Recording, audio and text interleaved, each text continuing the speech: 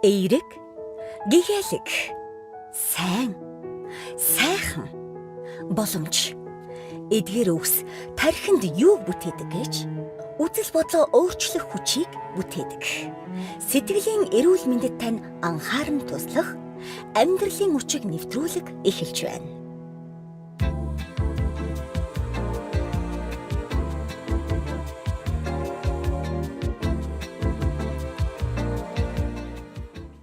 Гэрүүлэр радио 104.5 сонсогч танд амьдралын хүчийг сэтгэл зүйн нэвтрүүлгийг хүргэхэд бэлэн болсон байна. За бид энэ 7 хоногоос эхлээд 7 хоног бүрийн даваа гарагийн 15 цаг 5 минутаас 15 цаг 45 минутанд сэтгэл зүйн боловсрол олох нэвтрүүлгээ хүргэх болно. За өнөөдөр бид бас шин зочин, шин сэдвтэй, бас хэрэгцээтэй мэдээлэлээр дүүрэн нэвтрүүлгээ эхлүүлж байна. Яг одоо сонсогч тантай хамт 1-р эфирээс найруулагч Мизу, хөтлөгч сэтгэл зүйч гэрлээ миний би хамт байна.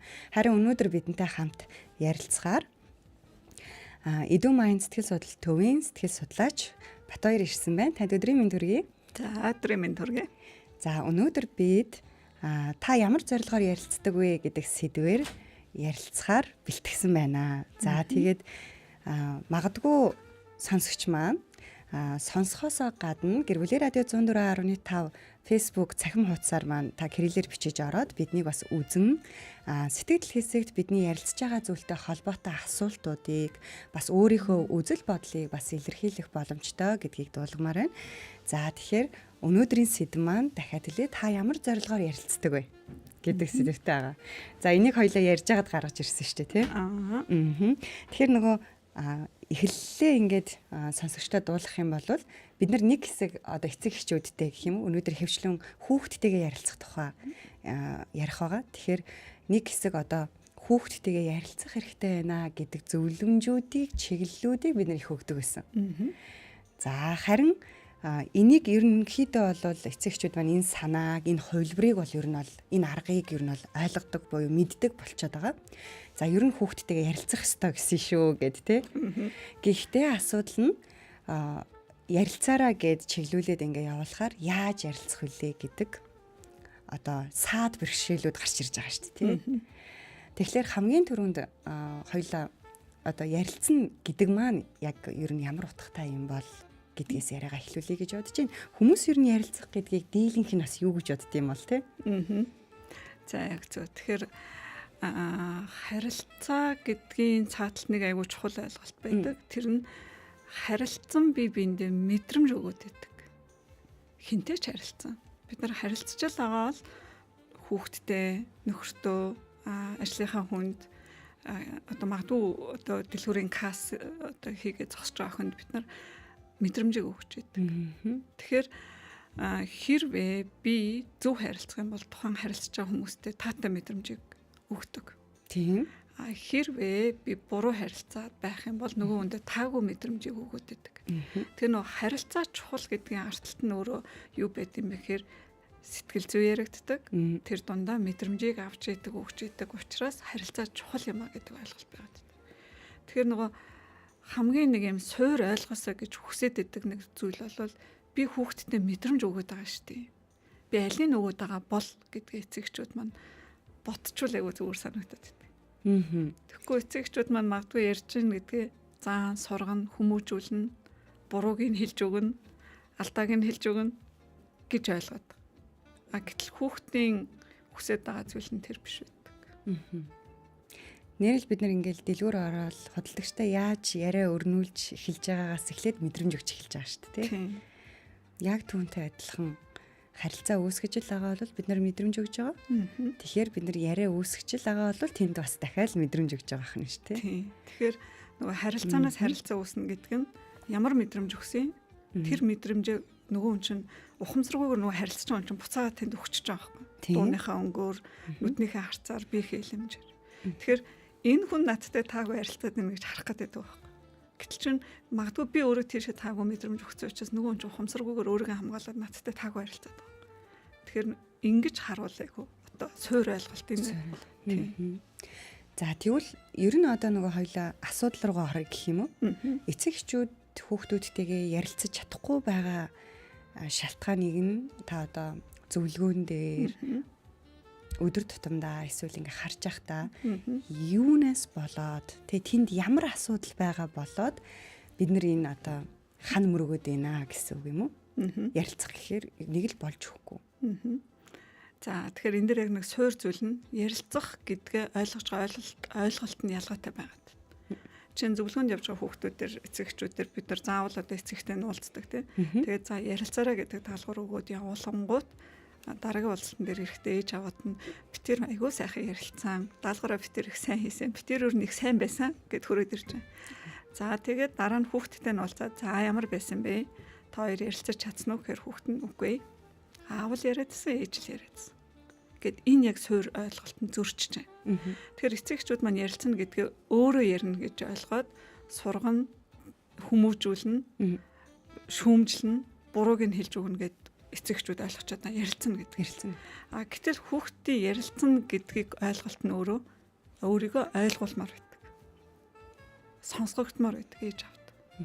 Тэгэхээр энэ зөрүүнээс болоод хан мөргөдөг. Сэтгэлгээний одоо ялгаатай байдал ч юм шиг ойлголтын ялгаатай байдал гэж хэлж болох юм шиг тийм. Нэрэл эцэг эхчүүд яг тэгдэг. За ярилцаарай гэсэн. За би хүүхдээ нэг энийг л хэлж өгөндөө гэд. Нэг аль хизээний дотроо нэг юм төлөвлөөд бодцсон орж байгаа шүү. Энийг л хэлээд өгч, энийг л ойлгуулж, энийг л хэлжүүл манай хүүхэд одоо зүв болчихно, ойлгох чинь алдаа гарахгүй ч гэдэг юм эцэгчүүд болохоор ингэж хараад. Гэтэл хүүхэд болохоор энэ бол яг үеийн ялгаа гарч ирээд байна. Одоо буюу одоо шинэ мянганы хүүхдүүд бол яаж гэхээр маш юм мэдрэмжтэй, маш мэдрэг. Тэдний ярмаар байгаа зүйл нь сэтгэл ярмаар байдаг.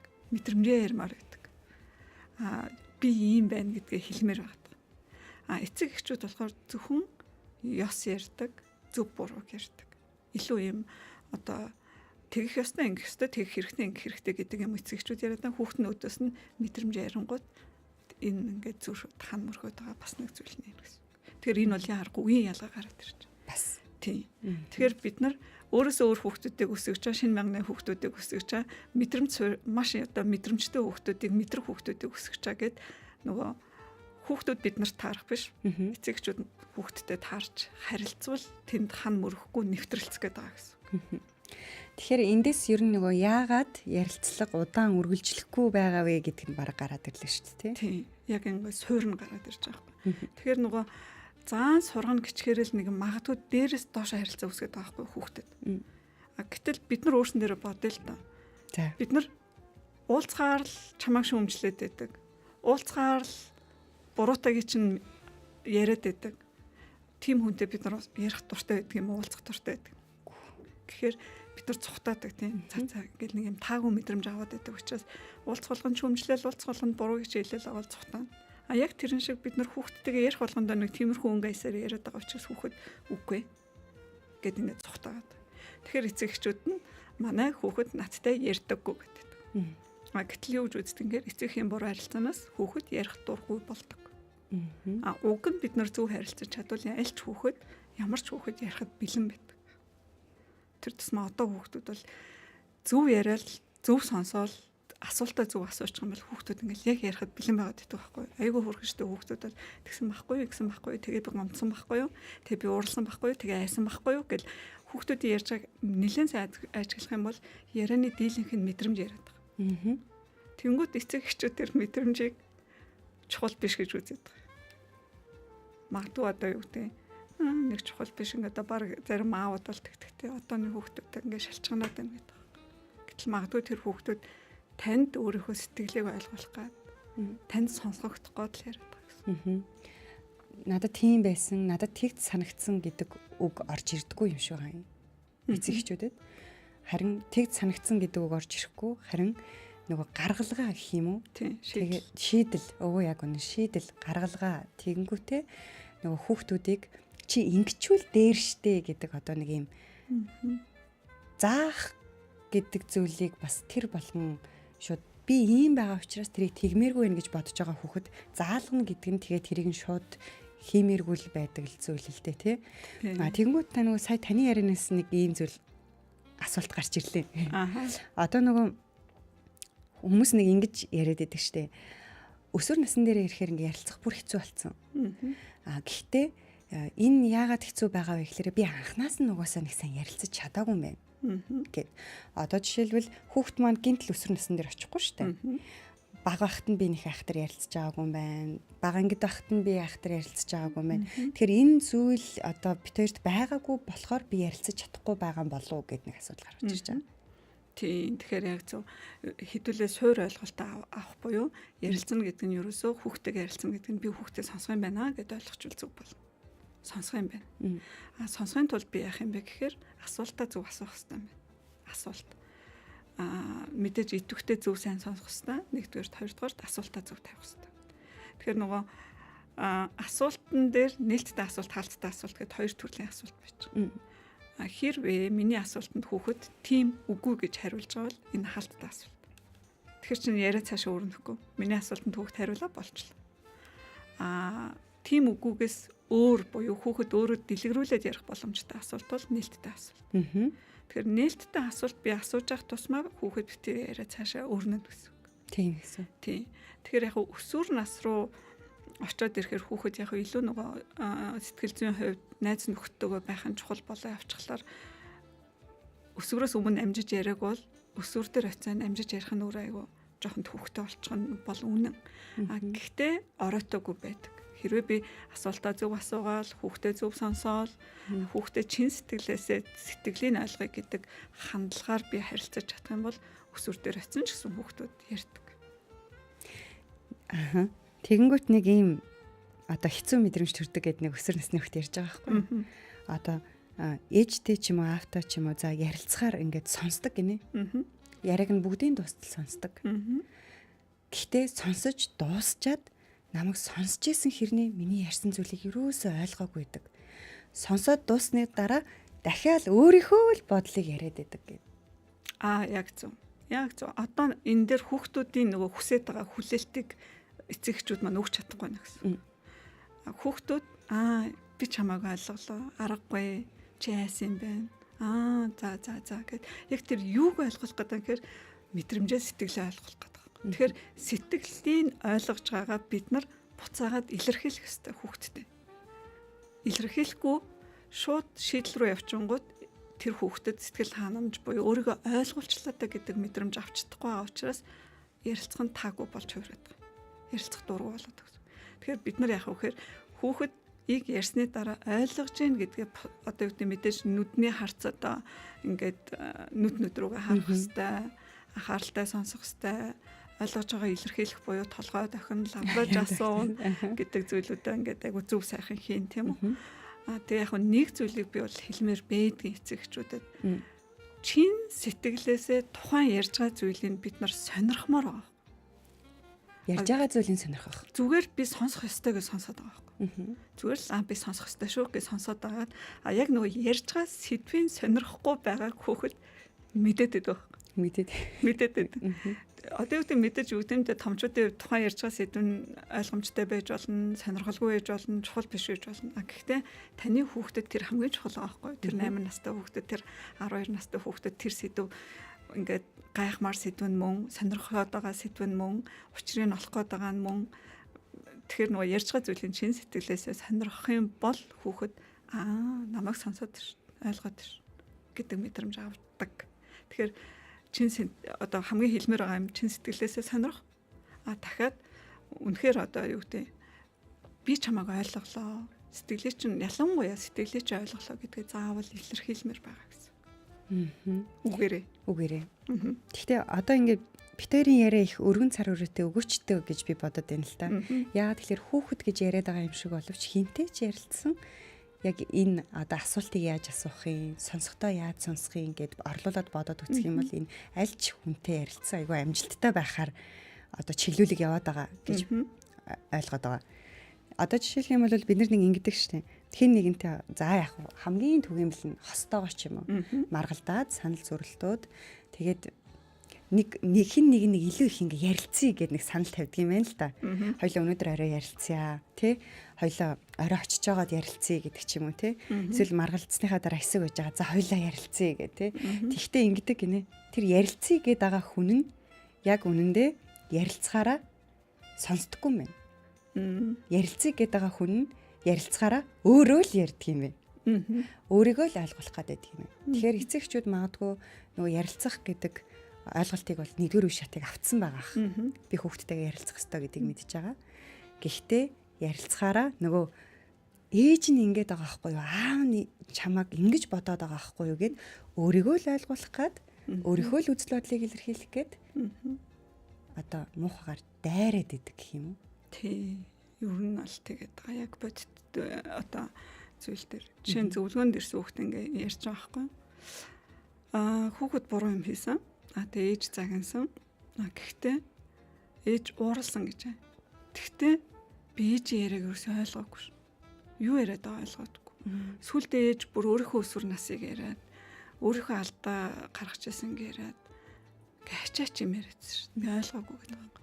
Тэр эндээс нөгөө юу харагдаад байдг вэ гэхээр хүүхдийн анхаарал төвлөрөх хугацаа насан туршдагаас бага. Хит нуршаад хит дэлгэрэнгүй юм яриад тэр нөө жишээ татаж яриад олон юм ингэ салаалуулаад ярьсаар л хүүхэд тэрийг нь сүултээ яг гол санааг нь алдчихдаг гэх юм уу? Аа. Тэгэхээр зүгээр товч бөгөөд тодорхой гол юм а ярих. Тэгээ маш олон хүүхдүүд ер нь тэгээд идэв. Юунд дургу байна гэж хэлэхээр ээж өнгөрсөн юмыг ээж аав дахин яриад ахаар дургу байна. Ингээ хитрхийн удаан ингээ өглөөд ахаар дургу байна гэдэг. Тэр нь хүүхдийн нөгөө анхаарал төвлөрөх хугацаатай холбоотой. Дээрэс нь ээж аавууд маань яг гол юм уу чухал юм а ярихгүй болохоор сүултээ бүр ээж яагаад уурсан хүртэл мартчихдаг. Тэгэхээр одоо юу гэдэг яагаад уурлж байгаа хүртэл хэлмээр байдаг. Яг тэгэхээр ээж аавуудыг уурлахаар хүүхдүүд сандардаг. Сандарснаасаа болоод ганцхан юу бодож идвэхээр ээж уурлаад байна да гэдэг дээр төвлөрөөд байдаг. Аюул. Аюулын тохио авчдаг. Уурлаад байна да гэдэг дээр нь төвлөрсөөр хагаад яг юу хэлээд байгааг нь ойлгохгүй үлдчих тохиолдол нэлээх байдаг. Тэгэхээр харьцангуй юу гэдэг нь 50 үедээ ярих хэрэгтэй байдаг. Нилээн юм одоо би энэ дээр чинь ингэсэн учраас дургу байгаад би энэ дээр чинь тавгуутаад энэ дээр чинь ээж нь уурлаад байгаамаа. Чамайг би ингэ гээд байгаамаа гэдгээ тодорхой хэлэх хэрэгтэй байдаг. Одоо тэгтээ ингээд саяны хоёулынгийнх нь тэр нөгөө ярилцъя гэд нэг дайраад идэг гэд нэг үг хэрэгэлсэн шүү дээ би. Тэгэнгүүт таас өөрчлөлөд жишээ авч штэ хүүхдүүд ингэж хэлдэг гэд. Тэгэнгүүт одоо дахиад ярилцлага хийх үеийн сэтгэл хөдлөл ямар байх вэ гэдэг асуудал дахиад гарч ирнэ тий. Одоо тэр нөгөө таны одоо саяны ярьсан жишээн дээр ээж ингээд сүултээ ингээд өөр юм яриад уурлаад тэгээд ингээд бүр залхаж байгаа штэ тий. Юу болоод байгааг сүултээ бүр нөгөө талаар бол уурлаад байгаа хүнээс чинь бид нэр угаасаа л уурлахаараа яах юм бол гэдэг одоо юм хамгаалалт дохиол хүлээж байгаа болохоос биш ойлголцох гэдэг үйл явц эхлэхгүй тийм ээ. Тийм. Тэгэхээр энд ихтэй амаргүй гэж бодож байна. Ягаад нөгөө нэг ярилцъя гэд эхлэхээр л яг хамгийн тайван биш байгаад идэг л гэж би хэлэх гээд байна л да хүмүүс. Тийм. Ярилцъя гэж хэлж байгаа хүмүүс маань өөрөө яг хуу тэнд нэг юм сэтгэлийн уудлаад тайвшрах үйл явц хийгдэх гээд одоо өөрийгөө ойлгуулах гэж л оролдож байгаа хэлбэр аахгүй. Тэгэхээр ер нь айлч харилцаан дээр бид нар ярьж байгаа хүнээ ойлголоо би чамайг ойлгочлаа шүү гэдэг мэдрэмжийг л ер нь өгөх тэр хариуг л айлч харилцаан дээр өгч сурмаар байгаа. Дотроо ойлгож ийн гэжээ тэрийг илэрхийлэхгүй өнгөрч байдаг. Бас тийм. Илэрхийлэхгүй шууд өөрийнхөө туршлагыг яриад өөрийгөө яриад явчингууд нөгөө хүн нь ойлгоцсон мэдрэмж аваагүй өөрийнхөө л юмыг ярьчлаа та гэдэг сэтгэл ханамжгүй үлдээд байгаа байхгүй тийм. Тэгэхээр ойлгож байна гэдгээ бид нар л одоо үзэл бодлыг ч ойлголоо, мэдрэмжийг ч ойлголоо, хүслийг ч ойлголоо, шийдвэрийг ч ойлголоо, ойлгочлаа шүү би гэдгээ л одоо хэлмээр байгаа гэх юм уу? Яг хүүхдүүд дээр бол нэг хүүхэд эцэгхийн харилцаан дээр хэлмээр байгаа юм уу? Хэрвээ би хүүхдтэй одоо зөв буруу сайн муу ярих гэж бол 50 үедээ л ярив. Ялангуяа нөгөө хүүхдүүдтэй хэзээ хамгийн эцэгчүүд ярилцдаг вэ гэсэн чинь алдаа гаргасан үед нь. Тэгээ хүүхдийг 50 биш байхах үед нь зөндөө юм ярьцдаг. Тэгэхээр хүүхэд ойлгоогүй үлдчихдэг. Тэгэхээр эхлээд хүүхдээ тайвшруулаад, эхлээд хүүхдээ сонсоод, эхлээд тэр хүүхдийг нэг юм 50 болсны дараа шийдлээ ярмаар байгаа гэсэн үг. Тэгэхээр ярих дараал нь эхлээд хүүхдээ сайн сонсож өгөө тайвшруулчих. Араас нь шийдлээ ярь. Тэгэхээр байран солигчод байгаа гэсэн үг одоо болохоор шууд шийдлээ яриад. Тэр тайвшруулах ойлгох хэсгийг бүр ингээ орхичоод. Тэгэхээр хүүхэд тайвшраагүй байдаг учраас таны яриад байгааг сайн ойлгохгүй болчиход байдаг. Тэгээд дахиад нөгөө алдаа чинь давтагдангууд чи дахиад гэдэг юм гаргаад ирдэг. Одоо ийм үг хэлдэг байхгүй юу? Эцэг эхчүүдээс. Тантай ингээд манай хөлт уулзсныхаа дараа айгүй хөрхөн болцсон. Айгүй сэтгэл ханамжтай гарч ирсэн. Айгүй гоё баяртай болцсон байсан гэдэг ч юм уу тий. Тэгэд яагаад тийм үр дүн гарч байгаа вэ гэдэг нь өнөөдрийн бит хоёрын ярилцж байгаа сэдвтэй холбоотой гэж би хэл. Хүүхдийг ойлгож байгаа. Хүүхдийн чин сэтгэлээсээ сонсож байгаа. Тэгээд илэрхийлж байгаа. Чамд ямар байсныг би ойлголоо. Чам тийм байсан юм байна тий гэд тий.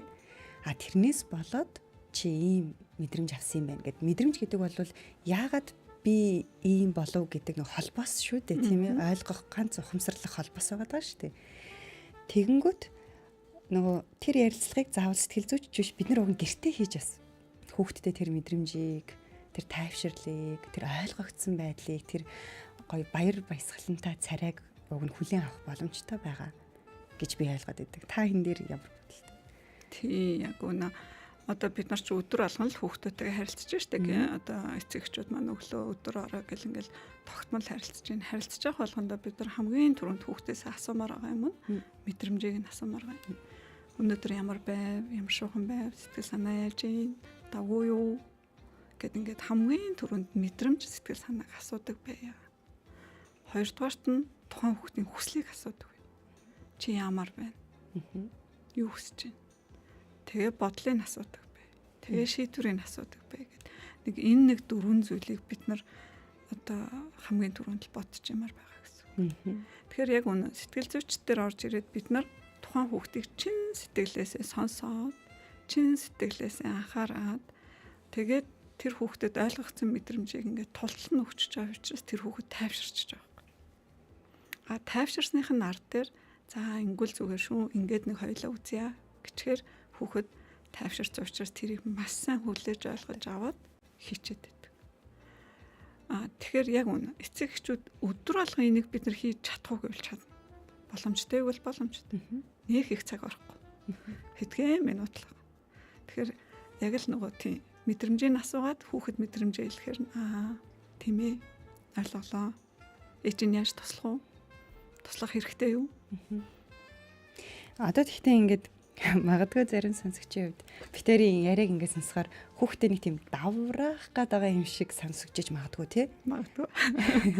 Яагаад тэгэхээр ингээд чи ямар вэ? Чамд ямар мэдрэмж төрж гин? Чи юу хүсэж гин? Гэд ингээд энийг асууж байгаа маань хүүхдтэй нөгөө юм одоо эцэг эхчүүд чинь сургамаар байгаа шүү дээ. Чийлүүлмээр байгаа. Заамаар байгаа. Тэ? Одоо хариуцлагатай болгомоор байгаа гэдэг ч юм уу ингээд. Эсвэл бас хүүхдээ том болохын хэрэг эцэгчүүд хүүхдээс ас мэдээж хүлээлт гэж зүйл байгаа тий. Гэтэл яг саяны ярьслахын жишгээр явбал нөгөө хүсэж байгаа зүйл рүү очих болов гэдэг нэг юм асуулт гарч ирэх байна. Тэгэхээр яг зөв одоо хүүхдэд ийм сэтгэл зүйн хэрэгцээ гэж байна. Суур хэрэгцээнүүд. Тэгээд тэрэн дотор өөрийгөө сонсгох, ойлгуулах, хайрлагдах, хүлээн зөвшөөрөх гэдэг нэг одоо сэтгэл зүйн хувьд аюулгүй байдлын хэрэгцээ ч гэдэг нь нэг үндсэн 6 хэрэгцээг авч үзээд байна л та. Тэгэхээр тэр хэрэгцээний дотор хамгийн чухал байр суурийг эзлээд байдаг хэсэг нь энэ ойлгогдох, сонсгох, тэгээ хүлээн зөвшөөрөх хэрэгцээнүүд байгаа байхгүй хайрлагдах. Тэгэхээр тэр хэрэгцээг бид нар хангалттай өгөөд хажуу талд нь зааг хязгаарын хэрэгцээ гэж байна. Болно, болохгүй, зөв, буруу. Тэгэхээр энэ хоёр хамт явж яах гэдэг үг гэхээр нөгөө зөв тэнцвэртэй гэдэг зүйл маань тавигдах гэдэг. Тэгэхээр нөгөө эрхлүүлэх гэдэг нь өөрөө юу хэлээд байна гэхээр тэр хүүхдэд ингээд тултал нь хайраа өгөөд тултал нь одоо өгөх зүйлээ өгсөн хэрнээ хажуу талд нь зааг хязгаарын хэрэгцээг тавьж өгөхгүй бол энэ нь өөрөө эрхлүүлэх болчихж байгаа. Нөгөө сайн муу зөв буруу ерөөсөй байхгүй болчих гээд шүү дээ. Ялахгүй болох гээд. Нэгсэндээ дураараа гэдэг юм болох гээд тий. Тэгэхээр нөгөө зааг хязгаарын хэрэгцээ гэж байна. Тэр нь өөрөө альва зүйлийн үр дагаврыг ойлгуулах, сайн муу зөв бурууг ойлгуулах. Тэгээд хамгийн гол нь хариуцлагын үрт нь насанд нь өөрийнх нь хариуцлагыг мэдрүүлэх. Ингэжээж энэ маань одоо зөв гэдэг суур тавигдах гэдэг гэсэн үг. За тэгэхээр яг ингээд гол сэдвээ ярьж байгаад хазааж байгаа юм шиг боловч би гол сэдв дээр л байгаа гэдгийг сонсогчтой анхааруулмаар байна. Яагаад тэгэхээр одоо нөгөө бит хоёрын ярьж байгаа зүйлийг сонсохоор хитрхи хүүхдээ ингээд одоо их ашгийг илүү их өгөөд байгаа юм шиг боловч одоо ярилцлагын үед нөгөө ойлгогдох хэрэгцээг нь хангагдах нь тий сонсогдох хэрэгцээ нь хангагдах нь тэг хайрлагдах хүлээн зөвшөөрөгдөх гэдэг мэдрэмж дагаад магадгүй хангагдана. Гэтэл яг энэний дараа нөгөө зааг нь хэлж өгнө шүү дээ тий. Тийм тэгэхгүй болохоор яг одоо ингээл мэрэгжлийн үнэнүүдээр харахаар тэр нөгөө хүүхдүүд ингэж орж ирдэг байхгүй. Би ээжийг аавыг надад хайртайг мэднэ. Гэхдээ би мэдрэхгүй шүү дээ гэж орж ирдэг. Тэр хүүхдүүд чинь нөгөө мэдрэх гэдэг. Тэр хүүхдийн сэтгэл зүйн онцлог өөрөө юу гэдэг вэ гэхээр өөрийгөө сонсгож байхдаа аав ээжээсээ хайрыг мэдэрч байдаг. Өөрийгөө сонсгож байхдаа аав надад хайртай байна, ээж надад хайртай байна гэдэг тэр нэг хайрын мэдрэмжийг сонсох гэдгээр дамжуулаад авч яадаг. Намайг сонсож ин гэдэг чинь надад хайртай гэсэн үг гэж авдаг гэсэн үг шүү дээ тий хэлнэ. Тийм. Гэтэл насны үргэлжлэлд бол арай өөр шүү дээ. Одоо хүлээн зөвшөөрөх гэдгээс илүү авдаг, хүндлэл гэдгээс авдаг. Хүн өөрийгөө сонсож явах насны хүрсэн бол надад хайртай байна гэж авахгүй л тий. Тэр чинь ялгаа гараад ирж байгаа байхгүй. Тэр хүүхдийн хувьд бол энэ ч өөрөө тэгэхээр хайрын хэрэгцээр нь холбогддог гэхээр сонсно гэдэг нь өөр ямар чухал вэ гэдгийг харуулж байгаа. Тэгэхээр энэ суураа бид нар өгж иж нөгөөтлийнхаа цаг хязгаарыг тавихгүй яагаад байгаа гэхээр яг бодиттой тал дээр аваад үзвэл урталтаа цаг хязгаар авчиж байгаа. Юм л бол болохгүй зөв буруу гэдгээ юм яваад идэг. Тэрнээс нь хүүхэд нь бүр ингээд залхацсан. Хайртайг нь би мэдээд нь гэхдээ мэдрэхгүй шүү дээ гэдэг юм ярих хэмжээнд очиж байгаа. Бид нар нэг сургууль дээр ажиллаж байгаад харж байсан юм аа. Аав ээж чинь чамд хайртай юу гэд 11 настай хүүхдүүдээр гар өргүүлгээд тэр ангийн маш зөв хүүхэд гар өргөжсөн. 6 дугаар анги хүүхдүүд. Тэгээд дараа нь эцэг эхчүүдтэй нуулзаад энэ байдлыг хэлэхэд эцэг эхчүүд гайхаж байна. Эцэг эхчүүдээс асууж танай одоо би ийм асуулт асуусан. Ангийн хэдэн хувь нь гараа өргөсөн гэж бодож байна гэхээр 90 80 бараг 99% гэж өргөж байгаа байхгүй. Эцэг эхчүүд санал хэлж байгаа байхгүй. Гэтэл яг үндэ яг эсэргээр байгаа. 15% тий магадгүй 20% тий. Тэнгүүд тэр хүүхдүүд өдөр болгон ээж аав нь ярилцдаг, сонсож чаддаг. Эцэг эхчтэй хүүхдүүд ээж аав надад хайртай гэдэг тэр гараа өргөдөг. Тэгэхээр нөгөө эн чинь өөрөө хүүхд бид нарт үргэлж өөрийгөө сонсгомоор байдаг гэдэг. Сонсгоор дамжуулаад хайрыг мэдрээд байдаг гэдэг нь ингэж харагдав. Тэнгүүд ээж аав нь зарим нь уурлж байгаа, зарим нь бараг уйлж байгаа тий яагаад ингээл өдөр шөнөгүй би хүүхдийнхээ төлөө явж ийн хоолыг нөгч ийн хувцас өмсөж ийн бүх хүслийг биелүүлж ийн тэгэхээр яхаар одоо хайргүй гэдэг ингээд байгаа байхгүй. Тэгэхээр яагаад энийг мэддэггүй юм. Тий энийг яагаад ойлгохгүй байгаа хүүхэд ойлгож байгаа. Гэхдээ өөрийг нь хангалттай сонсохгүй өдөр болгон ярилцахгүй мэдрэмжийг нь хүлээж авахгүй болохоор хүүхэд тэр хайр гэдэг мэдрэмжийг хангалттай авч чадахгүй байгаа учраас гар өрөхгүй байгаа. Тэгэхээр бид нар яарахгүй яг тий ер нь бол тэгтээ нөгөө хитрхи ингээд зөөлхөн байчих юм биш үү? Энд чинь сургах ёстой үсттэй, загнах ёстой үсттэй, хүмүүжүүлэх ёстой үсттэй гэж үнэхээр эцэгчүүд асуудаг. Гэхдээ бид нар яг энэ суур тэр одоо хайрлагдах, өөрийгөө сонсгох хэрэгцээнүүдийг өгж гад нөгөө жинхэнэ хүмүүжил гэдгээ сайн муугаа ярих юм бол яарахгүй л илүү үр дүнтэй байдаг. Тэгэхгүй байх тусмал холтчихж байгаа хгүй хүүхдүүд. Холдоол өсвөр дээр очивол холдоол бүр ингээл ээж аваасаа холуулаа авчдаг. Өөрийг нь сонсож байгаа хүмүүс рүү татагтаа авчдаг. Тэгэхээр биднэрт нэг юм та түрүүн бас нэг дараалал нь өөрчлөгдөж чинь гэж хэлсэн. Сая бас та тэгж хэллээ. Одоо жишээлбэл эхлээд сонсоод, эхлээд ойлгогдох мэдрэмж өгөөд тий. Тэгээд дараа нь нөх хил хязгаар зааг юу болно, юу болохгүй, юу зөвшөөрөгдөх гэдэг зүйлийг гаргаж ирмээр байна гэх тий. Та түрүүн бас нэг дараалал ярьсан. Юун дээр ярьлаа? Дараалал нь өөрөө ингээд нэг ярилцлаган дээр шууд нөгөө заах гэдэг байна. Шийдлийн урталтаа аваад. Шийдлийн урталтаа эхэлж аваад тэгээд нөгөө сонсохгүй байна гэдсэн тийм. Тэгэхээр бид нар нэг юм дараалал дээр л алдаа гаргаад байгаа. Энэ нөгөө эхлээд сонсож ойлгоно гэдэг үйл явц нь та нөгөө уюудын ялгаатай бас түрүү хаалвчих шиг болсон тийм ээ. Тэгэхээр яарахгүй эцэгчүүд маань өөрсдийнх нь одоо аав ээжүүд өөрсдийг нь хүмүүжүүлсэн загвараар л явж байгаа шүү дээ.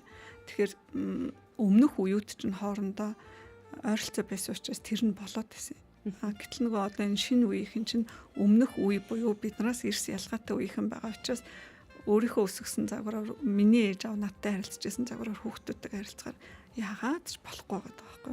Тэгэхээр бид нар яа аргагүй шинэ мянганы надаас өөр маш мэдрэмжтэй маш одоо ингээд сэтгэл зүйн хэрэгцээг чухалчилдаг мэдрэмжийг чухалчилдаг хүүхдийг би өсгöd байгаа шүү гэдгээл авчих юм бол тэрийг нь тохируулаад эхлээд хэрэгтэй юм нөгөөд араас нь дараагийн юм гिचвэл болчдөг тэгээ яг хийгээд үзээрэй гэж хэлмээр байдаг байхгүй эцэгчүүдэд туршаад үзээрэй туршиж үзээд зөв туршаад зөв хийчих юм бол тэр эцэгчүүд манай тийм байна үнэн байна таны хэлсэн үнэн байна гэж хариулаад байдаг. Хоёлаа сэдв бэлдэж явах та нэг гоё чухал үг хэлсэн. Эцэгчүүд ер нь хүүхдийнхээ нөгөө логиктой нэрх гад байдаг. Харин бид сэтгэлтэй нэрмээр байна гэд. Та энийг тайлбарлавал. Тий, одоо шийдэл гэдэг маань өөрөө илүү нөгөө логик болчихж байгаа байхгүй юу? Чи ингэж болно, ингэж болохгүй, наадах чинь сайн, наадах чинь муу гэдгийг ингээд маш их ярьдаг эцэгчүүд. Гэтэл тэр нь хүүхдийн хувьд хоёрдугаар одоо эрен бие зүйл байгаа. Нэгдүгээрт нь би сэтгэлээ тантай ярьчих л та. Тэгээд наадах чинь би сонсё л та. Эсвэл заримдаа хүүхдүүд тэртээ тэргүй шийдлийн хэсгийг мэдчихэд өөрснөө. Тийм ээ энэ буруу гэдгийг би мэднэ, энэ зөв гэдгийг мэднэ. Гэхдээ би тайвширмаар байгаа байхгүй юу? Гэж сэтгэл нь. Тий, сэтгэл нь. Тэр хүүхэд яаж идэг вэхээр хүүхэд ярьж байна гэдэг нь ярих болгондоо танаас зөвлөгөө авах гэдэг гэсэн үг биш. Ярих болгондоо танаас одоо сайн мууг сонсох гэдэг гэсэн үг биш. Тэр хүүхэд зүгээр л ойлгох зорилгоор ярьж иж болдог. Тэгэхээр нөгөө юу буруу байна, юу зөв байна, яах ёстой вэ гэж бодоод байгаа бол энэ логик байдлаар илүү хандаад байна. Тий. Харин ямар санагдаж байгаа юм бол, юу мэдэрч байгаа юм бол, яагаад ингэж байгаа юм бол гэж сонирхох юм бол бид нар илүү сэтгэлтэй ярих гээд байна. Тий, яг үнэн. Манай хүүхэд яагаад ингэсэн бол, яагаад энийг надтай яриад байгаа юм бол, надаас юу хүлээгээд байгаа юм бол, юу хүсэж байгаа юм бол гэдгийг бид нар ингээд ойлгох гээд оролдвол ойлгох шүү дээ. Тэр яагаад гэвэл миний хүүхэд учраас, таны хүүхэд учраас хамгийн сайн таны хүүхдийг ойлгох юм бол та байхгүй.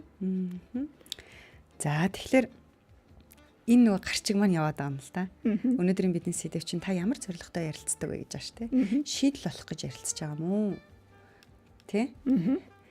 Өөрийгөө ойлгуулах гад би ингээд байна гэд өөрийнхөө үзэл бодлыг хэлэх гээд ярилцж байгаа юм уу? Яг ямар зорилготой ярилцж байна гэд ярилцдаг вэ гэдгээ өөрөөсөө асуугаасаа гэж хүсэж байгаа.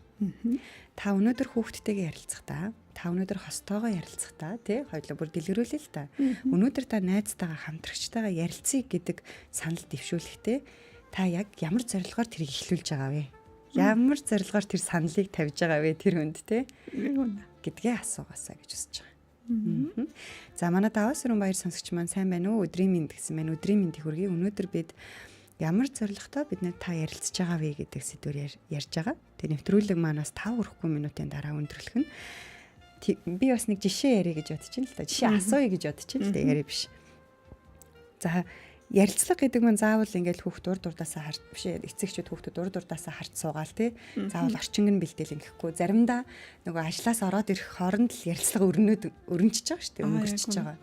За тэгсэн чинь хүүхд нь би хичээлдээ ямааргүй байна гэдэг үг хэлээд өнгөрье гэж бодъё л доо тий. Тэгтээ бид нар хичээлдээ ямааргүй байна би маргааш хичээлдээ ямааргүй байна гэж хэлээд өнгөрөхөд бид нар юуг анзааралгүй өнгөрөдөг юм бол тэр ярианаас яг үнэ. Хэрвээ эцэг их логик байдлаар авч үзвэл чи явах ёстой гэж хариул. Яхаар явдгүй гэд ингэ авчиж. Гэтэл явмааргүй байна гэдэг нь тэнд ямар нэгэн зүйл надад болохгүй байна. Таагүй байгаад байна. Надад тэнд сэтгэл зүйн хувьд таагүй байна, хэцүү байгаад байна гэдэг хэлэмж цааталтай авчдаг гэсэн. Сэтгэл санааны хувьд би болохгүй байна гэдэг тийм болохгүй байна. Тэр нь шалгалт юм уу? Найз нөхдөд харилцаа юм уу? Багштай харилцаа юм уу? Дүнгийн асуудал юм уу мэдхгүй. Өөр босод юм уу? Тэ ямар ч байсан тэнд биш байна. Би биш вэ шүү гэдгээ л хэлээ та гэсэн. За яг энэ нөхцөлд илэрхийлж яхад ямар хариулт гарч ирэх юм бол нөгөө хаалттай байдал үүсээд ямар хариулт гарч ирвэл хүүхдэд нэгдэх байдал бий болох юм бол гэд хоёул жишээ. Явах ёстой гэж шууд хаалттай явчихж байгаа. Шууд шийдэл явчихж байгаа тий. Нөгөө талдаа яагаад Минийхүү сургуульд ингээ яагаад явмааргүй байгаа юм бол тэнд очихоор чамд ингээ тухгүй таагүй зүйл юу байна? Ээжтэй хэлмээр байгаа юм юу? Ээжт нь яаж тусалж одоо болох уу? Чи одоо жишээ нь минийхүү бол сургуульд ингээ явах хэрэгтэй гэдэг чи юм бол мэдчихэж байгаа. Гэхдээ чамд ямар нэгэн зүйл таагүй байгаа учраас тэнд явахгүй гэдэг байгаа хаа. Юу байгаа юм бол хоёулаа хамтдаа яаж шийдэх вэ? Ээж нь яаж туслах вэ? Одоо шийдэл. Шийдлийг үргэлж хамт гаргадаг. Чи ямар байна? Ээж нь ингэж бодож байна. Хоёулаа хамт яаж шийдэх вэ? Гэвч хүүхэд шийдэл дээр маш идэвхтэй оролцож ирдэг. Өөрийнхөө шийдсэн зүйл дээр хүүхэд маш хариуцлагатай байдаг. Тэгэхээр хамтдаа шийдвэр гаргуул их одоо хамгийн зөв болчихдог гэсэн. Хамтдаа шийдвэр гаргах. Тэр өгүүлбэрийг зүгээр нэг сонсоод өнгөрөх биш байх нь шин. Гэхдээ ингээд яг тэгээ хэлэхээр л бид нэр логик их ажиллаж шүү. Чи эсвэл яг асуудаг юм аа. Одоо манай хийж байгаа асуудаг л да. Гэхдээ өөрөө хариулцдаг гэж бас хүүхдүүд хэлдэг. Одоо би нэг шин дугуйланд бүртгүүлсэн гэж бодъё л дээ. Мэдээж асран хамгаалагч нар тэр бүртгүүлэхдээ хүүхдийн хөдөлгөөнд хэрэгтэй, эрүүл мэндэд хэрэгтэй. За нэг сонирхлоо олж аваасаа гэл их гой зоригтой эхлүүлсэн байгаа шүү. Тэгэл хүүхд нөгөө хитгэн яваал би яммааргүй байна. Би энэ дугуйланд энэ спортоор хичээлмээргүй байна гэл ингээл яг саяныхтай адилхан өгүүлбэр орж ирж байгаа байхгүй тий. Тэгэнгүүт нөгөө би төлбөрийн төлцсөн штэ. Яг. Тий. Чи одоо ямар ч байсан нэг сар яв гэд ингээд шууд тулгахаар амжилтгүй болоод идэг угаасаа. Тий. Тэгэхээр энэ дээр нөгөө анхнаасаа буруу гэдэг юм нь явчихна. Анх тэнд явуулахдаа л хүүхдтэйгээ магадгүй зөвлөлдөөгүй байдаг. Хүүхэд шийдвэр гаргаагүй учраас тэнд явах дургу байгаад байдаг. Тэгэхээр нөгөө шийдвэр гаргасан зүйлдээ хариуцлагатай байна гэдэг нь тэр. Тухайн хүүхэд би өөрөө явъя гэж шийдсэн бол тэнд дунд нь таагүй байсан ч тухгүй байсан ч шантарсан ч хүүхэд яваад ах магадлал нь өндөр байдаг. Өөрөө шийдсэн учраас. Нөгөө талдаа яг тийм яагаад явахгүй байгаа юм бэ гэдгийг ярилцахгүйгээр шууд тулгаад ирэхээр тэгэл хүчилсэн болчихж байгаа. Тэгэхээр энэ дахиад нөгөө ярилцлага хийгдэггүй үйл явц эхэлсэн биз дээ тий. Хоорондоо ярилцаад хамтдаа шийдвэр гаргаад. Тий. Одоо чинь ээж нь ингэж бодож байна. Энд явбал чамд ийм юм одоо сайн зүйл болох юм аа. Миний харж байгаагаар энэ байна. Чи яамаар байна. Гэт ингээ харилцаж ярилцаж шийдчих юм бол хүүхэд би наатаа чи ингэж бодож байна ээж. Би дараа нь явъя гэж бодож байна. Дараа уйлралд явъя. Эсвэл 100 явъя. Эсвэл одоохондоо би наатаа чинь сонирхгүй байна. Магадгүй эсвэл өнөөрэ тийштэй. Ингүүл бас миний тэр хөгжиж магадгүй мэн те. Тэгвэл би яваад үзье. Гэт ингээд нөгөө хамт шийднэ гэдэг хэсгээ авчвал болох гэдэг гэсэн. За. Тэгэхээр энэ дээр дахиад хандлага байхгүй юу? Би ээж нь учраас би мэдчихээн. Би том учраас би чамд заана. Би шийднэ. Тэгсэр айгүй одоо зөрчилтэй нэг юм гардаг нь. Хүүхдийг ерөөсө бодох боломж өгөхгүй, шийдвэр гаргах боломж өгөхгүй авч явснаа. Манай хүүхд шийдвэр гаргаж чадахгүй. Манай хүүхд юм бодохгүй байна гэдэг. Бодуулт сургах, шийдвэр гаргаж сургах гэдгийг бид нар ерөнхийдөө чиглүүлээд ингээд баг багаар хөгжүүлдэг гэсэн. Бид нар ч их зүйл хийдэг шүү. Одоо над дээр зөвлөгөөнд явж байгаа 40 гарсан юм аа. Насаараа ээж нь шийдвэр гаргасан. Өөрөө шийдвэр гаргаж өрөөсөө зөв шийдвэр гаргахтай айдаг. Шийдвэр гаргах болгондоо ээжээсээ уцтай зөвшөөрөл авдаг. Ингээ явчихж байгаа. Жижиг зүйл дээр асуудаг гээл ингээл те том насанд хүрсэн хэрнээл. За нэвтрүүлэг өндөрлөх цаг ер нь дууссан. Тэгтээ одоо би уг энийг асууя гэж бодвол байсан юм. Өдөр тутамдаа хэрэгжүүлж болох нэг хоёрхан энгийн зүйлээр хоёлаа хилээд яриагаа дуусгая гэж бодож байна. За хамгийн түрүүнд өдөр болгон хүүхдийнхээ мэдрэмжийг асуу. За та өөртөө эвтэх үгээр. Өдөр болгон заавал мэдрэмж сэтгэл санааг асуу. Харилцах болгондоо хүүхдээ яг ингэж нүдрөө нь харж чад ярьж байгаа сэдвийн чин сэтгэлээсээ сонирхоод сонс. Тэр нь ерөөсөө богино хугацаа байдаг. Хамгийн ихтэй л магадгүй 10 минут байдаг. Тэгэхээр өдөр болгон мэдрэмжийг асуу, өдөр болгон аль болох идэвхтэй зөв сонсох гэж хичээ гэдгийг л хэлмээр байна. За. Тэгээд нэвтрүүлэг өндөрлөгчээсэн чинь нэг асуулт ороод ирэнд хоёлаа энэ товч хариулна гэж байх уу? За. Анхнаасаа ярилцаад нэг удаа явуулж үзээд за одоо чи шийдвэрээ гаргаарай гэд дугуйлан тавьсан юм байна. Тэгсэн чи одоо нөгөө жоохон шахаад ирсэн чи хүндрээд тэгээд энэ дээр яаж дэмжүүл зүгээрээ одоо шантраад ер нь бууж өгöd байгаа юм байна л да. Гэхдээ анхнаасаа ярилцаад орсон. За яг зөв. Энэ дээр тухайн хүүхдийн насны онцлог орж ирдэг. 9 настай 7 настай. За яг зөв. Тэгэхээр нөгөө энэ нас бол өөрөө ядгүй нас хөгжлөхийн хувьд ядгүй гэхээр маш олон зүйлийг зэрэг сонирхдаг, маш олон зүйлийг туршиж үзмээр байдаг нас баггүй юу? Олон ийм туршлагуудыг авах гэдэг нас. Тэгэхээр уг нь бол ядгүй гэхээр хүүхэд энэ үед аль болох олон зүйлийг туршиж үзчих юм бол өөрийгөө олох, танихт нь суур болж өгдөг. Магадгүй бидний хүссэн шиг тэр дугуйлан жил явахгүй гэж бол. Гэхдээ хүүхэд туршлага аваад үлдчихийдэг тухайн зүйлээс.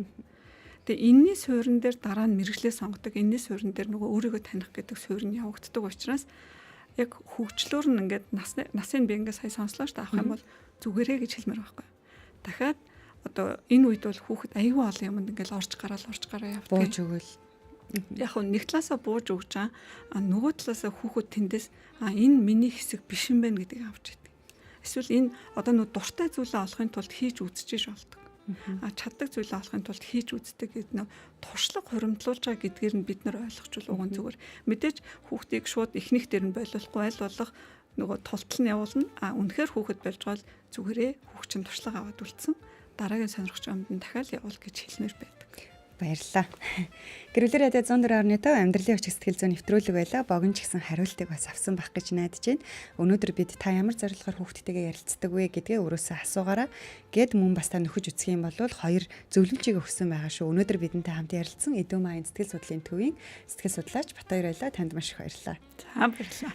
Та үргэлжлүүлэн гэрүүлэр радио 104.5 мэдээлэл нэвтрүүлгүүдийг авч хамтдаа сонсоорой. Өнөөдрийг өчигдрөөсөө илүү сайхан болгоё. Түр баяртай.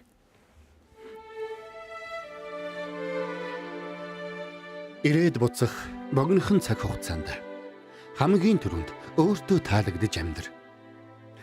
Тэгж байж л өөрийгөө ч бусдыг ч хайрлаж чадна. Сэтгэл зүйн боловсрол олгох амьдралын хүчийг нэвтрүүлэг танд хүрэлээ.